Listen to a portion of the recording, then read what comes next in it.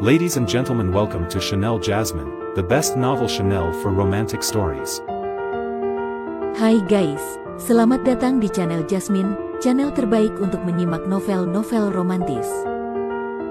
Mohon dukung channel ini dengan subscribe, like dan share video-video yang ada di channel ini. Terima kasih.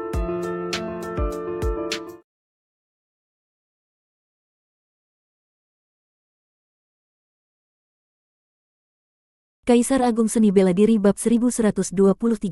Setelah mengalahkan paku hitam abadi, Luo Xiu tidak terlalu memikirkannya, karena kekuatan paku hitam abadi di antara 33 orang ini tidak cukup menonjol.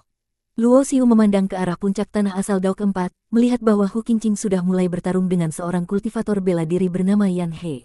Situasi jelas berpihak pada Hu Qingqing, kemenangan tinggal menunggu waktu. Pada saat bersamaan, terdengar ledakan dahsyat, dan Luo Xiu menoleh ke sumber suara itu. Ia melihat Sang Xia dan Xing Sa muncul di antara kerumunan, jelas keduanya yang menyebabkan kegaduhan tersebut. Xing Sa benar-benar layak disebut pria muda dengan kekuatan tempur terbaik di kalangan generasi muda klan langit. Meskipun keduanya tidak terluka dalam pertempuran tadi, siapapun yang melihat bisa dengan jelas melihat bahwa Xing Sa sedikit lebih unggul. Boom, boom, boom. Serangan mereka bertubi-tubi melepaskan gelombang energi dahsyat, tetapi ruang puncak tanah asal Dao sangat stabil. Bahkan dengan intensitas pertarungan ini, ruang sekitar tidak mengalami gangguan sedikit pun. Luo Xiu mengerutkan kening. Jika Sang Xia adalah orang yang sama dengan Meng Qianxiang, mengapa dia masih menyembunyikan kekuatan sejatinya hingga saat ini? Mengapa dia tidak menggunakan kekuatan Dao reinkarnasinya yang paling dia kuasai? Sejak awal, Luo Xiu memperhatikan bahwa jurus dan atribut Dao yang digunakan oleh Sang Xia terbilang biasa dan tidak terlalu mencolok. Jika ia menggunakan kekuatan Dao reinkarnasi, dengan kekuatan Meng Qianxiang, meskipun ia tidak bisa mengalahkan Xing Sa, setidaknya ia bisa menjaga posisi seimbang. Luo Xiu menyipitkan matanya. Jika Meng Qianxiang terus menyembunyikan kekuatan Dao reinkarnasinya, maka hanya ada satu penjelasan: dia tidak ingin identitasnya terbongkar. Menggunakan Dao reinkarnasi akan jelas mengungkapkan bahwa dia adalah pewaris penguasa Dao reinkarnasi. Sang Xia tidak berkata apa-apa, hanya menatap Xing Sa dengan pandangan datar, lalu berbalik dan berjalan menuju puncak tanah asal Dao kedua. Tindakannya ini jelas menunjukkan bahwa ia memilih untuk mengundurkan diri dari perebutan puncak tanah asal Dao pertama. Lebih memilih untuk menyembunyikan kekuatan sejatinya daripada merebut puncak tanah asal Dao pertama. Tindakan Meng Qianxiang ini membuat Luo Xiu merasa bingung. Berdasarkan pemahamannya tentang Meng Qianxiang, pria ini bukanlah tipe orang yang suka menyembunyikan kekuatannya. Puncak tanah asal Dao kedua sudah diduduki oleh Daois King Mang, dan karena adanya rasa hormat terhadap istana Qing Tian, tidak ada yang berani mengganggu. Namun, begitu Sang Xia mendekati puncak tanah asal Dao kedua, pertempuran antara mereka sudah tidak dapat dihindari. Puncak tanah asal Dao kedua adalah milikku, silakan pilih puncak tanah asal Dao lainnya, kata Daois King Mang dengan tenang, tatapannya tajam mengarah ke Sang Xia yang sedang terbang ke arahnya.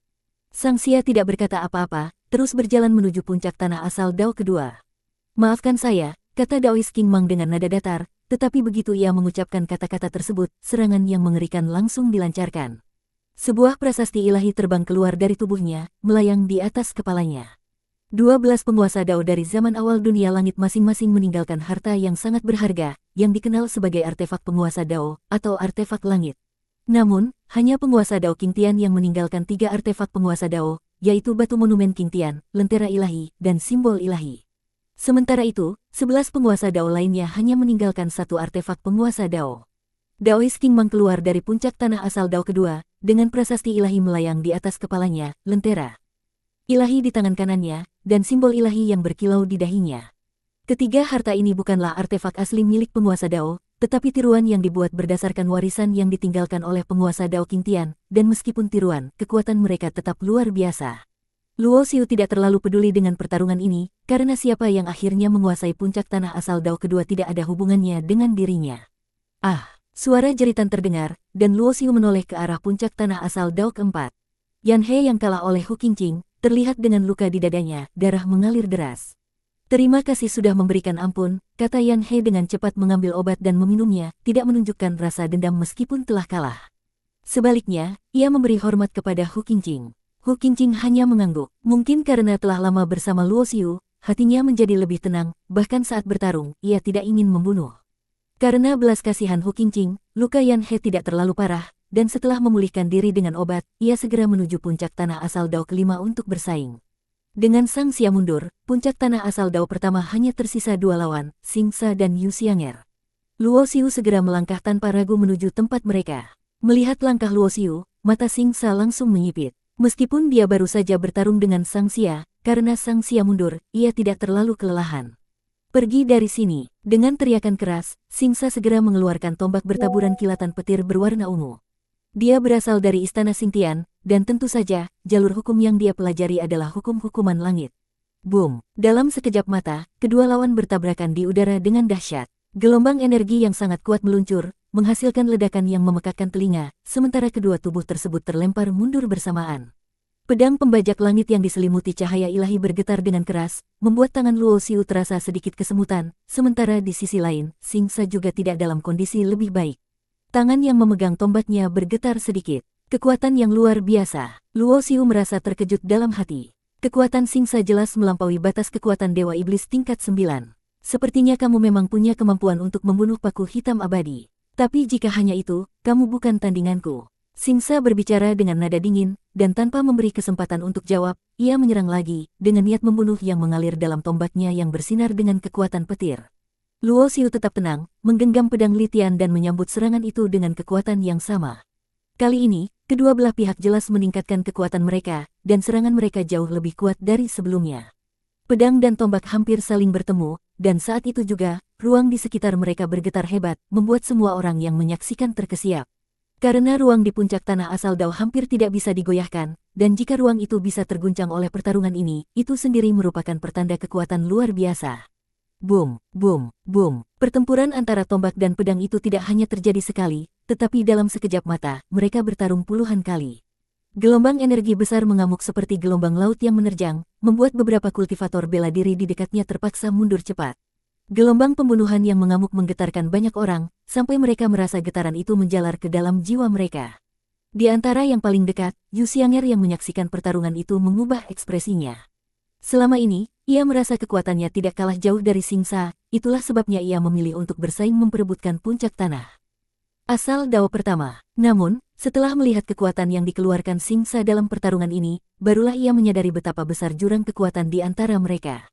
Krek, suara retakan terdengar, dan tiba-tiba, sebuah tubuh terlempar keluar dari gelombang energi yang ganas, dan darah memercik keluar. Semua orang menatap dengan kagum, dan ketika mereka melihat bahwa tubuh yang terlempar itu adalah Xingsa, banyak yang terkejut dan tidak percaya. Sementara itu, Luo Xiu juga terlempar mundur, meskipun sedikit lebih baik dibandingkan Xingsa. Beberapa bagian jubah hitamnya robek, dan tubuhnya pun mengalami luka-luka, yang jelas menunjukkan bahwa kekuatan Xingsa tidak kalah jauh darinya.